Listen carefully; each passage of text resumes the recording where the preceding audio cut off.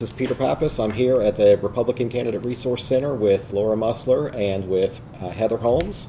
And we're back to talk about the Cumberland County Republican Convention coming March 8th. That's going to be a week from this Saturday, and it's $10 at the door. Photo ID required. You can get there at 8 a.m. till 9 a.m. is registration. It goes to about noon. Every registered Republican in this county has a vote. So we've been making these videos for the last few days, and really the purpose of these videos is to keep our GOP board of directors accountable, because they have had zero accountability in the last almost 2 years. So of course it's show me the money, where's the finance reports.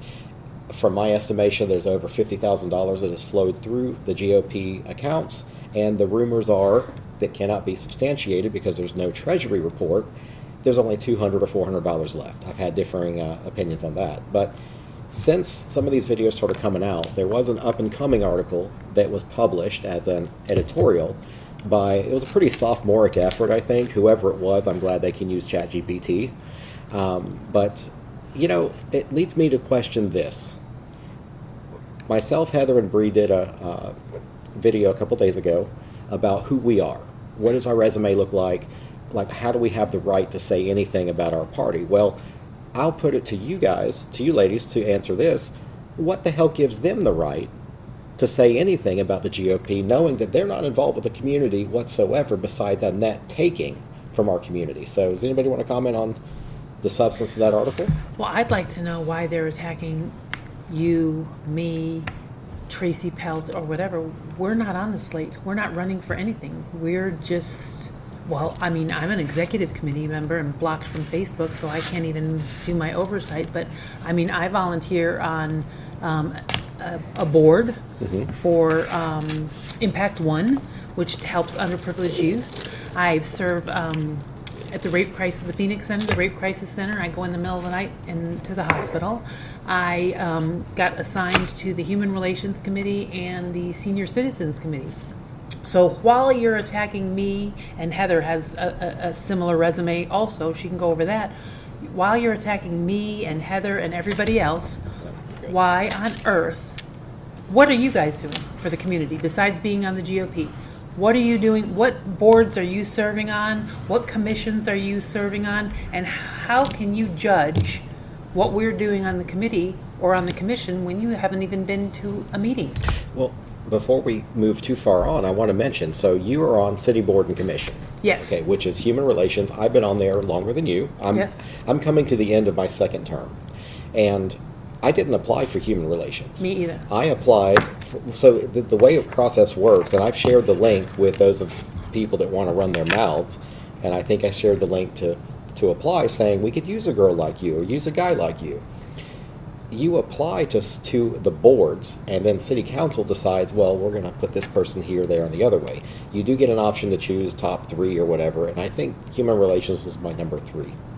So it's not like we crusaded on there we just wanted to serve our city. That's exactly right. We're there serving. And I'm saying this because I know the people that are running their mouth and writing articles don't know how any of this works. And if you refuse the offering, then they remove you from serving on any committee. So you have to serve at least one term. Yes.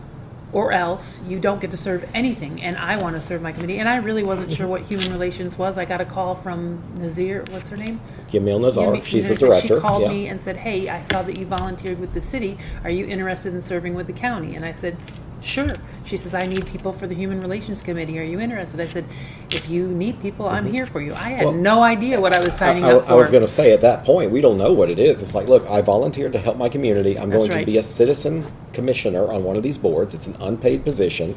And we kind of go where we're asked to serve. That's exactly right. It's not really like we can set out. Now, of course, I would have been happier on planning, zoning, something real estate-y related. I think, Heather, don't you serve on a board? Yeah, I'm on city planning. City planning? Yeah, when I applied, I think the vacancies, it was the ethics board and city planning, and they called me and asked me if I had to choose between which one or the other. I chose city planning. Just because of my project management background, I figured that would have been better than ethics. Nothing against, the ethics, but That was the one that I chose, and I'm brand new into it. I just got sworn in November, so. So let me ask you a question. You got on the planning board, but did you have any idea what it entailed? You're just going in blind and I had no here idea. we go. That's exactly I mean, I right. read what it was about, but it wasn't until I went to my first meeting that I found out like what it encompassed and how it really just ties in. So one thing that I learned that it ties into is a lot of with the historic part of the city. They have a lot of say, especially like the restoration of historic buildings.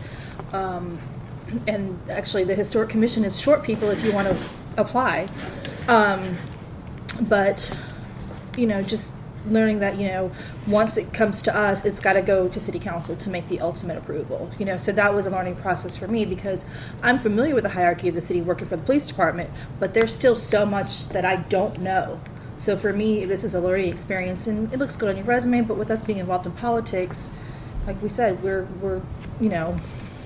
as a matter of fact, last night, I was at Rape Crisis doing volunteering, and I was speaking to one of the employees, and I told her we were talking about things, and I said, look, I'm involved politically. Like, I've got connections. If you guys need legislation, if you need laws written, let me know. Like, I will get you in contact with the people who can help you with that.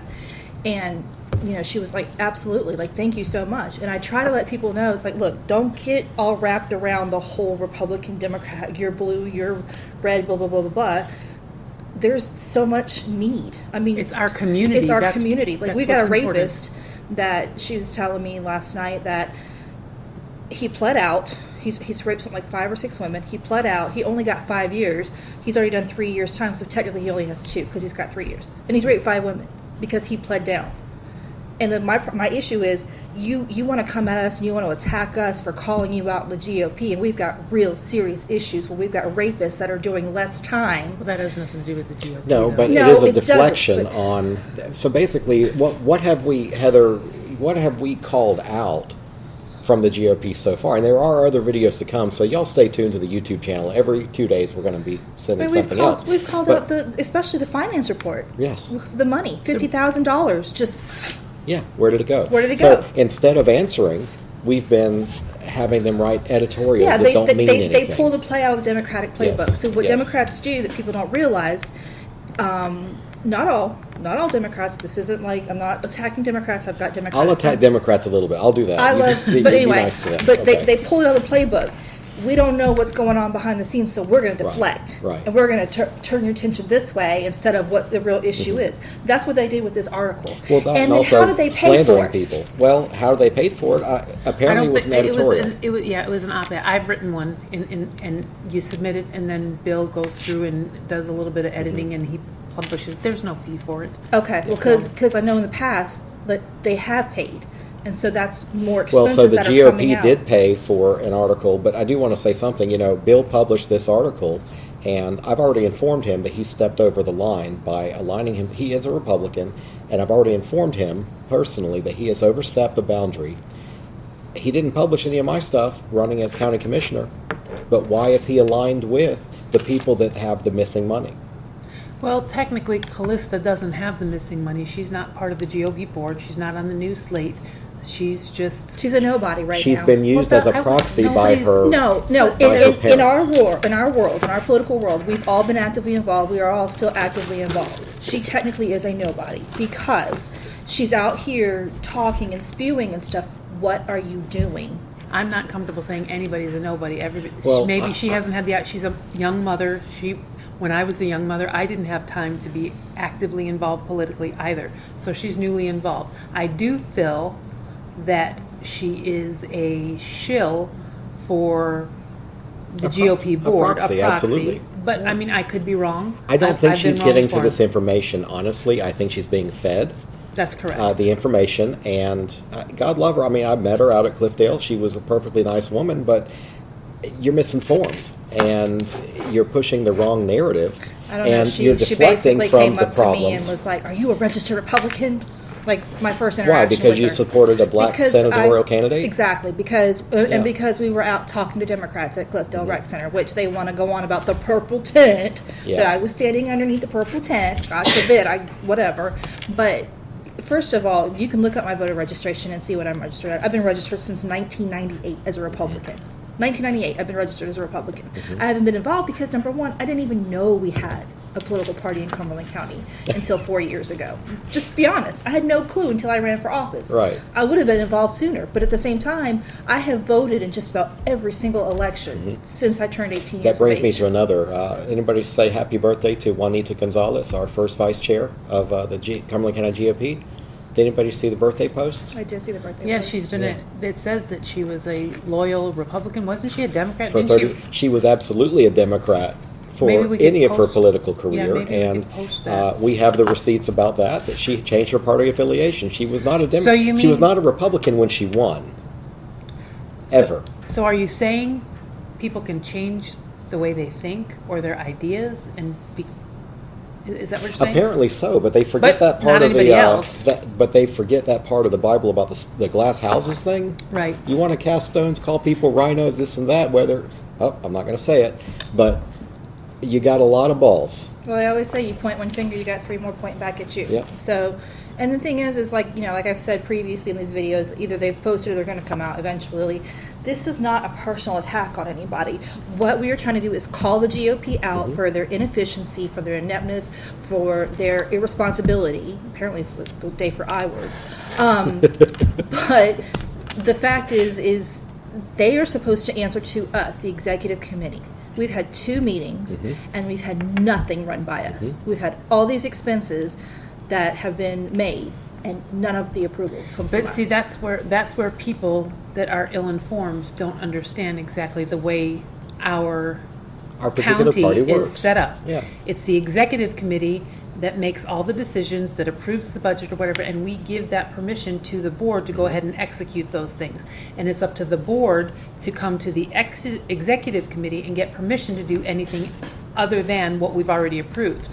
Unfortunately, over the last 2 years, there's been no permission asked, and it's been just willy-nilly, And whatever you want the to thing do. is I can understand if it was a brand new board, but these people on this board have been involved. They know better. They know how it works. They chose not to come to the executive committee. It's not, I agree there is a lack of knowledge or lack of education on some part of it, but the members that are on this board, they know better. They know what they were supposed to do. So you can't come back and say, well, I didn't know. One thing I've learned is ignorance of the law But they did know because It's not a Bree was defense. on It's not a defense, yeah. the first year. Bree was on the board and informing them. I was on the board for a brief period of time, informing them of what the rules were. But rules mean nothing to some people, and not when you're a dictator, of course And not. then you've got people that have tried to volunteer as quote unquote good Republicans. They sit at home and they support President Trump, so it was easy for this board to recruit precinct chairs and stuff like that because people were fired up over Donald Trump. But they've come in to volunteer, but they don't really know the rules of operation. right. They haven't been told, I'd like you to be a precinct chair, put your name here. Now we have to have another executive committee meeting to approve you as a precinct chair. And in the interim, I'm supposed to, as the chairwoman or chairman, make sure that you're a registered Republican. Unlike the Democrats and unaffiliated that we discovered And no by parties doing labeled. our investigation, that we discovered other people with other affiliations. And one of the new precinct chairs, I think, got a little upset at the last executive committee meeting, and rightfully so, because they insisted, well, I changed it, but the fact is, State Board of Elections is what we have to go by. And the rule of law says whatever you are there is what you are in the party. And in that executive committee meeting, we even had somebody that was assigned as a precinct chair that didn't even live in that precinct, which is the Yes. first rule. And so what kind of oversight is the board actually doing as they recruit these precinct chairs? They're That's not. our job She's as the just trying to fill a executive body. committee. Fill a position. She's just want bodies and positions. But that's our job Well, as the because they executive wanted to committee. claim how proficient they were Yeah. in recruiting precinct chairs. But again, what does she have going for her? A presidential election is going to make it a hell of a lot easier to fill those seats because people are more apt to want to volunteer, put their time and money, everything else. Well, that's like- But then you still have to guard the hen house. You still got to check what's going on. Well, that's like we went down there, gosh, I don't remember, like maybe September, October, it was time frame. The three of us, we went down to the GOP. Right. I don't remember why we went down there for, but we went down there for. Well, remember the day we went for training? We were supposed to be there at 10:30. We were there at 10:30. Was that the day I'm talking about where the guy was there with the motorcycle who Yes. wanted to be a precinct Yes. chair and he had no idea what what anything was. anything was. Yeah. And then she didn't even show up. She sent a text message that we were supposed to be there at 10:30, and then she's like, I can't be there till like 11:30 or noon or She something. was busy. She had breakfast with her mom. Yeah, Yeah. yeah. Which, hey, And then she wanted to blame. moms are mom important. rules. And then That's she exactly wanted, right. and then she wanted to blame Sarah Lucas that she was For not supposed being to open. for not being open, you know. And then, and the thing is, I defended Sarah. I defended Sarah about her being treasurer when everything is going to hit the fan, and for her to come back and sit there and want to say malfeasance. Like, who are you loyal to? Are you loyal to Nina? Or To your, who are you loyal maybe it's to? a little of Stockholm syndrome. Maybe she's been beaten so bad by She Nina has to that have been she's because she just- gets on Facebook and cries about how she's being mean to her, but then she wants to turn around and try to attack us again. Well, Wait, if you have a loyalty to somebody and you don't know the rules, then it is easy to take that person's Mm-hmm. side without hearing the other side. As a 60-something, 70-year-old woman, You know what? Everybody comes age to, is but a number. That's exactly right. Everybody comes to life with different experiences. To me, I'm the kind of person, I want to hear both sides and then research it and make a decision. Around here, it doesn't seem to be the... no, it's whatever you're Opera told room is that- what's the Yes. word. It's like, But I mean, that just shows their Well, own, their again, own immaturity. We have the receipts, and unfortunately for Ms. Lucas, I do have the public comments she made about our chairwoman, and they are part of one of these explainer videos. If she didn't mean it, I don't think she would have put it out in print. Well, sometimes we do And, speak well, but emotionally you know before what? we think about it. You got 2 ears and 1 mouth. Why do I have to be the one to tell y'all that? I mean, guys should know that better than me. I'm the I mean, one you know. here trying to be like, Oh, you hey, are? hey, hey, Okay. hey. Oh. Well, who's keeping track of Heather over here? Who's Heather's her keeping own woman. She's, Yeah. she's a grown, she can speak. Is she crowed? Okay. She's a Pistol packing mama. That's Yes, right. the pistol packing mama. Okay, so anything we're going to wrap up here? Anything else you want to slide in? well, I do, real quick, I do want to go back to that op-ed piece. I guess that was done too, because the fact of them coming after Semone for probably Okay, being... so let's talk about Semone Pemberton, black female Republican, the only African American on either one slate. The only ethnic, I mean, there is nobody else. There's no Hispanics, there's no Asians, there's no African American, anybody. On either slate. On either slate. And But the the only only, peop- the no, only person isn't there of an color. Asian on the other one? Oh, yeah, Mimi Rogers. Yeah.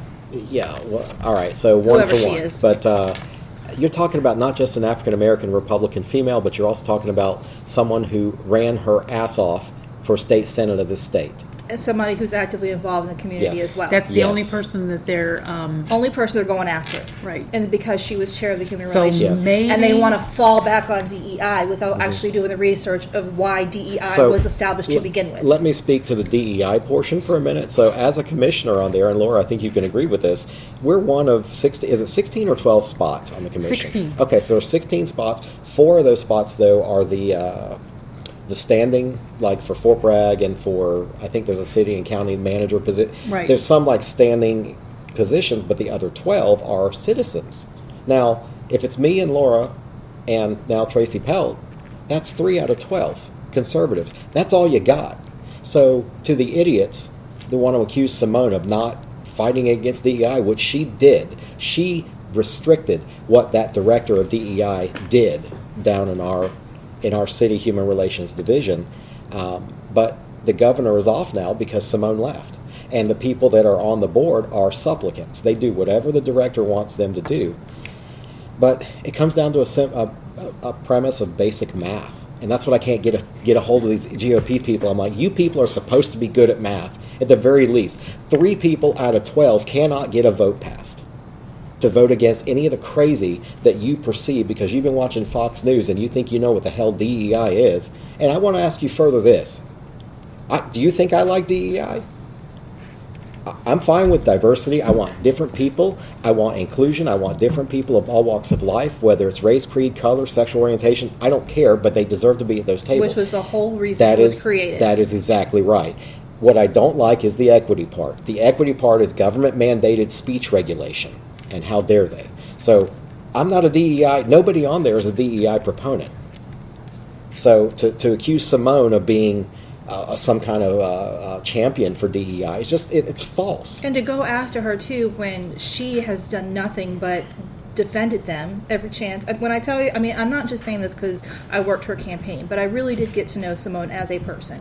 And what you see is what you get with Semone. Seriously. She really is genuine. She really cares, and she's really out there fighting for the greater good. She really is. So for you to come and attack her and not have any substance. At the same time, their argument is that she was the chair of this human relations, and so they're not necessarily attacking her. They're attacking something that they don't know. They heard DEI. They got all, but they still called her out because that's the only person they could. But what I'm saying is they're not attacking her personally. They're attacking her position without the knowledge of exactly what it is that she did. They're taking one presentation and skewing it the way they see it, as opposed to having a conversation with Semone. Can you explain this to me? What exactly did this mean? What did you present? How giving Semone the opportunity to say, hey. But they haven't asked her, because she would sit down and explain everything. I know to them. she would, but I'm just saying their argument is that they're not attacking her, they're attacking what she did. What she did. Well, you know what, I'm going to flag BS on that, and I really think that it's racially based, which is more signaling we've gotten from our own unfortunate GOP, and I think they just are threatened by powerful people of color. Well, I'm sorry. I was told that I'm white, so I'm all excited about that. Well, I'm like, wait a minute. Hispanic, but yet white presenting. Is that what it was? Yeah, you're white presenting. But because they refer, but well, you're white presenting. Bishop Minor is a white supremacist. Okay, I am starting to see, because I did not think anything about racism or whatever, but I am seeing a pattern here, and it lends itself that these people are appearing to be, based on their actions, a little bit more on the racist side than not. I'm not saying they are. Have you noticed the ones that are? It's the baby boomer type heirs. It's those that are in their 60s and 70s that are very closed-minded, that are very, it has to be this way or no way at all. And then when you try to talk to them and say, look, this isn't how things are anymore. The world has changed. It has evolved. It's different. Like, there are certain ways you have to go about presenting things and speaking to people. They shut you down. You're a racist. You're this. You're that. You're a rhino. They're using the Democratic playbook to shut down their own people. And it's amazing, because this person that they look up to, Donald Trump, who had to reach out to people that weren't Republicans and bring them in and get them to understand and see eye to eye and have conversations with people. Do you think look at the Bronx, New York. Exactly. He's going to these places. If we don't have conversations and open up to them and try to get them to see where we have common ground, I'm never going to be a person that is pro-abortion all the way up until I'm not going to help with that. I'm not going to volunteer with that. I'm going to keep my opinion to myself. What you do is your own. Exactly. And I'm going to champion behind the scenes to try and get that. But I am going to find the fact that, we both agree that boys shouldn't be in girls' sports. I don't care if you're a Democrat or a Republican. I'm going to work with you to get that part of it You shouldn't be using my bathroom. Yeah. That's exactly right. That actually happened to me in Bike Week, and I called the person on and said, you just pissed all over the seat. Go in there and clean it up. So I have a son, and he's 16 now, but when he was a lot younger, I would take him to the women's room with me because I just didn't want him going to the men's room by himself. That's different. He was a child in the stall. I was outside the door. He wasn't just walking into the women's restroom. Now, the kid's like 6 foot tall, 200 pounds. I don't have to worry about him going into a men's restroom. He's fine. But there's a difference between a mother taking her child into a stall or even a father taking his daughter. If a father came in the women's restroom with his daughter, I would be okay with it, because if he's standing outside the stall because his little girl's using I'm okay. He doesn't want to take her to the men's room. That's fine with me, because you're looking out for your daughter. But as a grown man coming to use my bathroom and saying that you identify as a woman because you have a dress on and heels or whatever, but you still have a penis, I'm sorry. I find issue with that. I am excited that we do have a lot of places in town that have family restrooms, so that you don't have to make the decision. You don't have to make the That's decision, fine. And I stand behind that. I think women should have their safe spaces, men should have their safe spaces, and let's create that family bathroom for those people that want to be trees or... I don't judge. You do you. I have friends that are gay and lesbian or whatever. What you do behind closed doors is your business. What you believe is your business. Just stop trying to force it down my throat and make me accept it. Okay, so with that, March 8th, Cumberland County GOP Convention to be held at Freedom Christian Center from 8 a.m. to 12 p.m. Check-in is 8 a.m. to 9 a.m. and I believe it's $10 cash at the door and a photo ID. Any registered Republican is welcome, and if you're not registered to vote, you can come and register as a Republican that morning. You just cannot participate in the votes. But there's a critical choice between two different what's called slates, or arrangements of people to be our next board of directors, and we urge you to please give the current board scrutiny and ask them, show me the money and show me how many meetings you had last year. And with that, I'm Peter Pappas here with Heather Holmes and Laura Mussler. We'll see you later.